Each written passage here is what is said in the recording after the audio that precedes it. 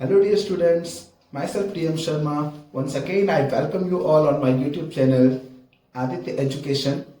Friends, last video में हम उन स्टूडेंट्स के बारे में चर्चा कर रहे थे जिन्होंने पूरे साल पढ़ाई नहीं की है और अब वो एटलीस्ट पासिंग मार्क्स ढूंढ रहे हैं। तो अकाउंटेंसी सब्जेक्ट में मैंने लास्ट वीडियो में आपको उन चैप्टर्स के नाम बताए थे जिनमें कम मेहनत करके आप आसानी से पास हो सकते हैं। उन्हीं में से एक चैप्टर हमने स्टार्ट किया था जो कि 11 मार्क्स में बोर्ड एग्जाम में पूछा जाता है, जो है final account of a company. So friends, इस चैप्टर में से लास्ट वीडियो में हमने statement of profit and loss कैसे बनाया जाता है वो सीखा था और उसका एक सम हमने सॉल्व किया था। तो फ्रेंड्स, उसी चैप्टर को आगे बढ़ाते हुए आज हम बैलेंस शीट का फॉर्मेट समझेंगे, बैलेंस शीट में क्या क्या डिटेल्स आती है वो समझेंगे और statement of profit and loss and balance sheet दोनों को मिलाकर एक 11 मार्क का सम जो कि बोर्ड एग्जाम में ऑलरेडी पूछा हुआ है वो हम सॉल्व करेंगे। सो फ्रेंड्स, पूरा वीडियो लास्ट तक देखिएगा और आपने अगर अभी तक हमारा चैनल सब्सक्राइब नहीं किया है तो प्लीज उसे सब्सक्राइब करें, अपने फ्रेंड्स में शेयर करें ताकि ज्यादा से ज्यादा लोग इसका बेनिफिट ले सकें। तो चलिए friends, without wasting time let's start.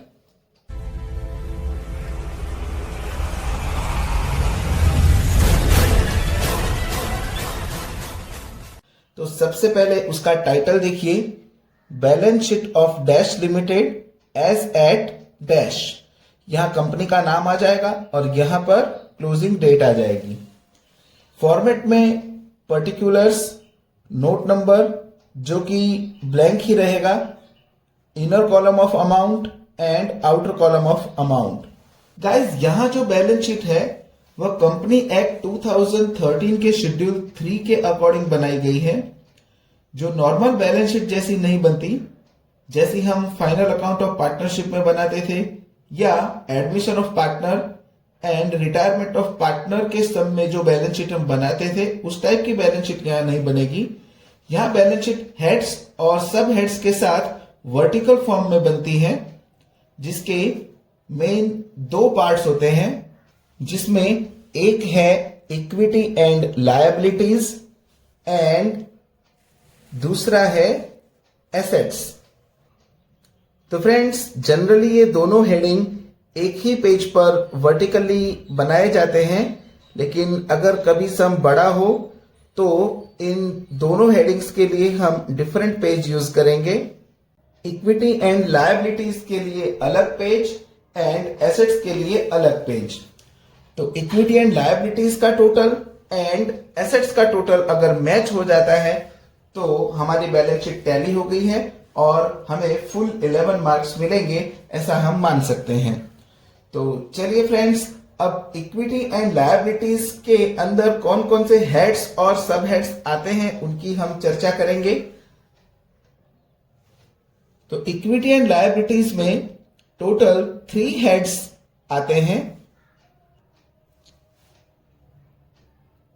जिसमें number 1 share holders funds, number 2 non current liabilities and number 3 current liabilities.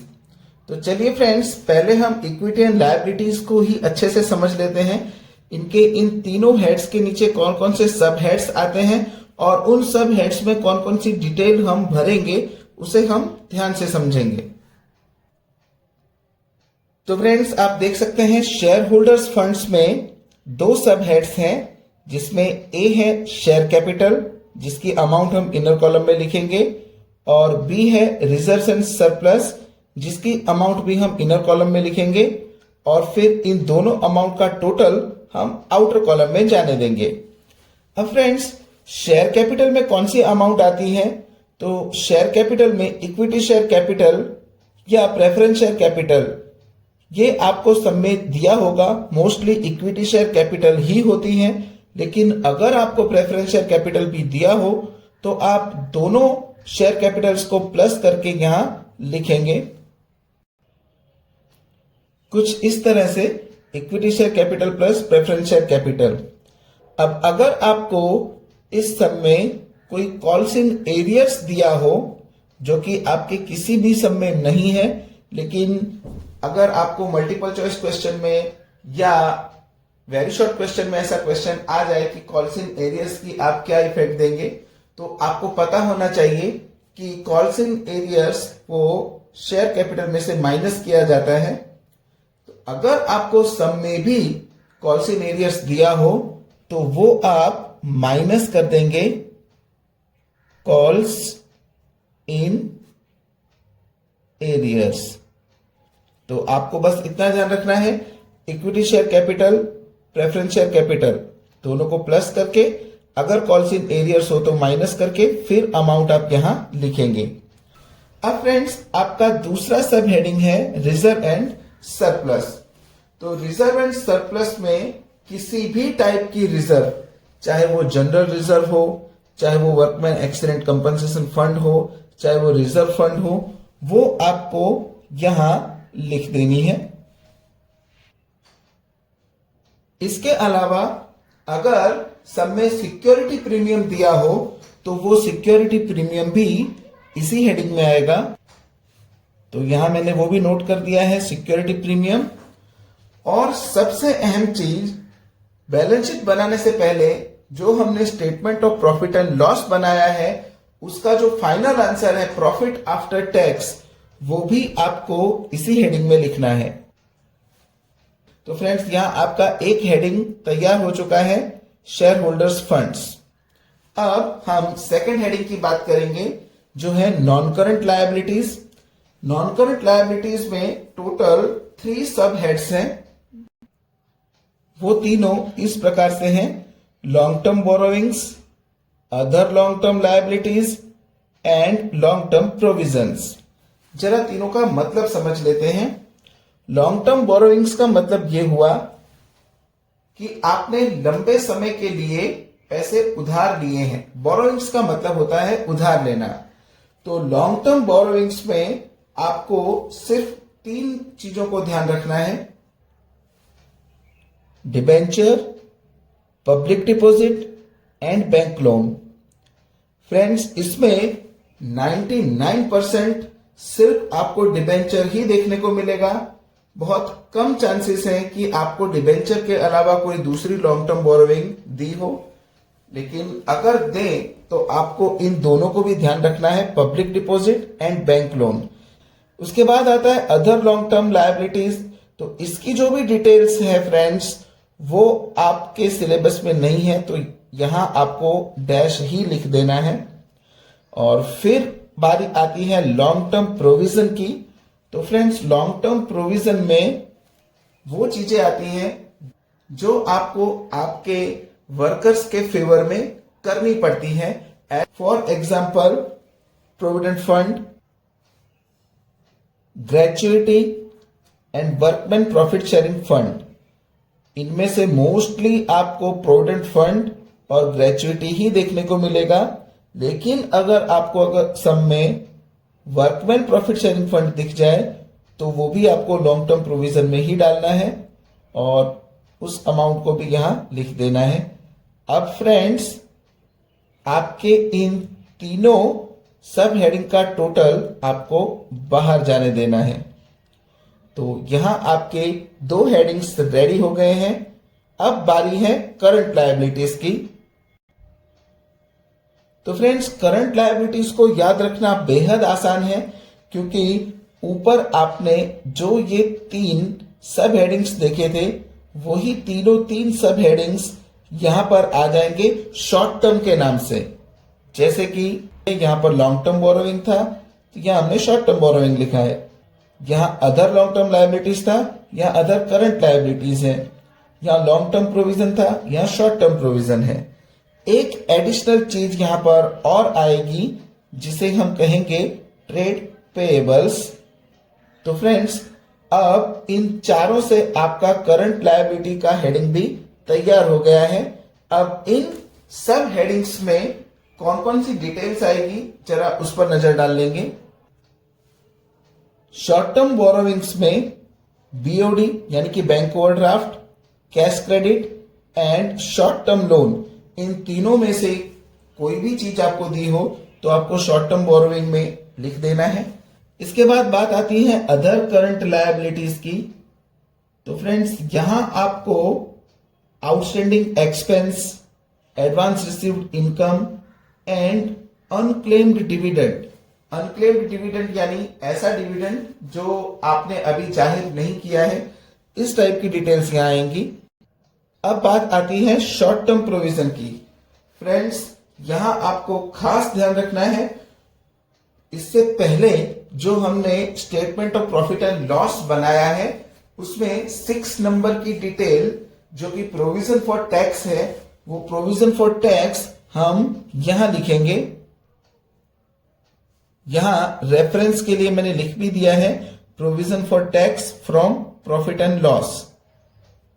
इसके अलावा अगर प्रपोज्ड डिविडेंड सब में दिया हो तो वो भी आप यहीं लिखेंगे। प्रपोज्ड डिविडेंड का मतलब होता है इस साल जो डिविडेंड आप डिक्लेयर करने वाले हो वो प्रपोज्ड डिविडेंड भी शॉर्ट टर्म प्रोविजन में आएगा। अब फ्रेंड्स जो फोर्थ सब हेडिंग है वो है ट्रेड पेएबल्स। तो ट्रेड पेएबल्स में आपको सिर्फ 2 चीजों को ध्यान रखना है, एक है क्रेडिटर्स एंड दूसरी है बिल्स पेएबल। तो यहां पर अगर दोनों देते हैं तो दोनों का टोटल आपको बाहर ले जाना है, एक देते हैं तो कोई एक की अमाउंट आपको बाहर लिख देनी है। तो अब इन चारों का टोटल हम आउटर कॉलम में लेकर जाएंगे और अब इन तीनों अमाउंट का टोटल हम कर लेंगे, जो कि शेयर होल्डर्स फंड्स की मेन अमाउंट ये है, नॉन करंट लायबिलिटीज की मेन अमाउंट यहां है और करंट लायबिलिटीज की मेन अमाउंट यहां है। इन तीनों का टोटल हम यहां लिखेंगे और यहां हम लिख देंगे टोटल लायबिलिटीज। तो फ्रेंड्स यहां हमारा लायबिलिटीज साइड खत्म हो चुका है। अब हम एसेट्स की तरफ मूव करेंगे। जैसे इक्विटी एंड लायबिलिटीज में 3 हेडिंग थे, वैसे ही एसेट में सिर्फ 2 हेडिंग है, जिसमें number 1 non current assets and number 2 current assets, जो कि हमें नेक्स्ट पेज पर ले जाना पड़ेगा क्योंकि यहां पर उतनी स्पेस नहीं है। तो चलिए फ्रेंड्स पहले हम नॉन करंट एसेट्स को समझ लेते हैं। तो नॉन करंट एसेट्स में टोटल 4 सब हेड्स आपको देखने को मिलते हैं। तो फ्रेंड्स यहां आप देख पा रहे होंगे नॉन करंट एसेट्स में 4 सब हेड्स हैं। एक है फिक्स्ड एसेट्स जिसके 2 टाइप पड़ते हैं, टेंजिबल एंड इंटेंजिबल। सेकंड है नॉन करंट इन्वेस्टमेंट। थर्ड है long term loan and advance and 4 है अदर नॉन करंट एसेट्स। इन्हें सीक्वेंस वाइज याद रखने के लिए हमने एक शॉर्टकट ट्रिक बनाई है जिसे हम कहेंगे FILO FILO. F for fixed assets, I for investment लेकिन नॉन करंट है इसलिए non current investment, L for non current या long term loan and advance, L for loan and advance and O for other non current assets. चारों में non current का नाम तो आने ही वाला है। आपको जस्ट F से fixed assets, I for investment, L for loan and O for others. तो FILO से आपको इन सब हेडिंग्स के नाम याद रह जाएंगे। चलिए अब इनमें क्या क्या डिटेल्स आती है जरा उसे हम देख लें। तो फिक्स्ड एसेट्स में टेंजिबल, तो फ्रेंड्स टेंजिबल तो आपको पता है, land, building, furniture, machinery etcetera tangible assets में आता है। फिर इंटेंजिबल एसेट्स यानी जिसे हम देख नहीं सकते। इंटेंजिबल एसेट्स में आपने गुडविल, पेटेंट, कॉपीराइट, ट्रेडमार्क बार बार सुना होगा, लेकिन 3 नए नाम याद रख लीजिए, कई बार एग्जाम में इस टाइप के नाम देखने को मिल सकते हैं, सॉफ्टवेयर, फ्रेंचाइजी एंड लाइसेंस। ये तीनों भी इंटेंजिबल एसेट्स हैं। तो आप जो भी डिटेल आपको दी हो वो लिखकर उसकी अमाउंट लिखकर के बाद बात आती है नॉन करंट इन्वेस्टमेंट की। तो फ्रेंड्स ये ऐसे इन्वेस्टमेंट है जिनको बहुत लंबे समय के लिए इन्वेस्ट किया जाता है। For example investment in provident fund, debenture redemption fund investment. तो डिबेंचर भी हमें लंबे समय के बाद वापस करने होते हैं, तो उन्हें वापस करने के लिए हम एक फंड क्रिएट करते हैं उस फंड को हम जहां इन्वेस्ट करते हैं उसे डिबेंचर रिडम्पशन इन्वेस्टमेंट फंड कहा जाता है। इसके बाद बात आती है long term loan and advance. तो फ्रेंड्स यहां पर आपको डिपॉजिट्स याद रखनी है, जिसमें custom deposit, telephone deposit and electricity deposit. Friends ध्यान रहे, यहां आपको पब्लिक डिपॉजिट नहीं लिखना है। Public deposit long term borrowings में आएगा। यहां आपको सिर्फ ये 3 डिपॉजिट्स ध्यान रखनी है, custom deposit, telephone deposit and electricity deposit. जो भी अमाउंट हो वो आप यहां लिख देंगे। इसके बाद बात आती है अदर नॉन करंट एसेट्स की। तो फ्रेंड्स यहां आपको फिक्टिशियस एसेट्स को ध्यान रखना है। फिक्टिशियस एसेट्स जिसमें debenture discount, research and development expense and advertisement campaign expenditure, ये सब आपने एडमिशन और रिटायरमेंट के टाइम पे देखा होगा, जो पार्टनर्स के डेबिट साइड पर हम डिवाइड करते थे। तो अब फ्रेंड्स आपको tangible, intangible, non current investment, long term loan and advance and other non current assets, इन सभी का टोटल आपको यहां बाहर निकाल देना है। तो हमारे एसेट्स का first part non current assets खत्म हो गया। अब हम सेकंड पार्ट करंट एसेट्स देखेंगे। तो फ्रेंड्स करंट एसेट्स में आपको टोटल 6 सब हेडिंग्स देखने को मिलते हैं। तो वो सभी का लिस्ट मैंने यहां बना दिया है, जिसमें नंबर 1 है करंट इन्वेस्टमेंट, यानी अगर आपको इन्वेस्टमेंट के बारे में कुछ नहीं कहा हो, नॉर्मल इन्वेस्टमेंट दिया हो, तो वो आप यहां लिख देंगे। लेकिन इन्वेस्टमेंट इन पीएफ या डिबेंचर रिडम्पशन इन्वेस्टमेंट ऐसा कुछ दिया हो, या नॉन करंट इन्वेस्टमेंट डायरेक्टली दिया हो, तो फिर वो आपको नॉन करंट एसेट के अंदर नॉन करंट इन्वेस्टमेंट के हेडिंग में लिख देना है। सेकंड नंबर पर है इन्वेंटरी। यहां पर आपको सिर्फ एक ही डिटेल ध्यान रखनी है, क्लोजिंग स्टॉक। क्लोजिंग स्टॉक को हम इन्वेंटरी के नाम से जानेंगे। थर्ड नंबर पर है ट्रेड रिसीवेबल। तो जैसे ट्रेड पेएबल में क्रेडिटर्स एंड बिल्स पेएबल था, ऐसे ही ट्रेड रिसीवेबल में डेटर्स एंड बिल्स रिसीवेबल आपको लिख देना है। यानी अगर दोनों अमाउंट अलग अलग दी हो तो दोनों का टोटल करके आपको बाहर जाने देना है। इसके बाद है कैश एंड कैश इक्विवेलेंट। तो फ्रेंड्स यहां पर आपको cash balance and bank balance, इसके बाद है short term loan and advance. तो अगर 12 महीने से कम टाइम की लोन आपने किसी को दी है तो वो यहां आएगी। नॉर्मल यहां पर डैश ही आता है। ऐसी डिटेल आपको सब में देखने को लगभग नहीं मिलेगी। इसके बाद बात आती है अदर करंट एसेट्स की, जिसमें outstanding income and paid in advance expenses आपको मिले तो वो आपको यहां लिख देना है। तो फ्रेंड्स यहां हमारे करंट एसेट्स की डिटेल भी खत्म हो गई। इन सब का टोटल हम बाहर जाने देंगे। और अब नॉन करंट एसेट्स का टोटल जो हमने बाहर निकाला था वो, और ये करंट एसेट्स का टोटल, इन दोनों का टोटल हम यहां लिखेंगे। और यहां हम लिख देंगे टोटल एसेट्स, जो हमारी इक्विटी एंड लायबिलिटीज के टोटल से मैच होना चाहिए। अगर ये मैच हो जाता है तो आपको फुल 11 मार्क्स मिलते हैं। सो फ्रेंड्स यहां हमारा बैलेंस शीट खत्म होता है। यहां पर मैंने सभी डिटेल्स की चर्चा की है। एग्जाम में जो 11 मार्क्स का सम आता है उसमें हो सकता है आपको इन 6 में से 1 या 2 डिटेल ही देखने को मिले। ऐसे ही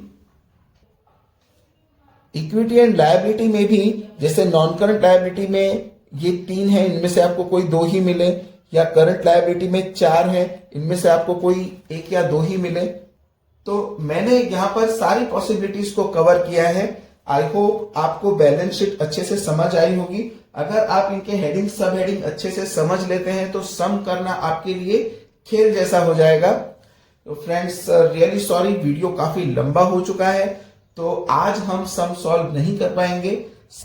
सम के लिए आपको नेक्स्ट वीडियो देखना होगा। आई होप आपको आज का वीडियो पसंद आया होगा। अगर आपने अभी तक हमारा चैनल सब्सक्राइब नहीं किया है तो प्लीज इसे सब्सक्राइब करें, वीडियो को लाइक करें, अपने दूसरे फ्रेंड्स में शेयर करें ताकि उन्हें भी इसका बेनिफिट हो। नेक्स्ट वीडियो में जिसमें हम बोर्ड में पूछे गए सम्स सॉल्व करेंगे। Goodbye, take care, have a nice day.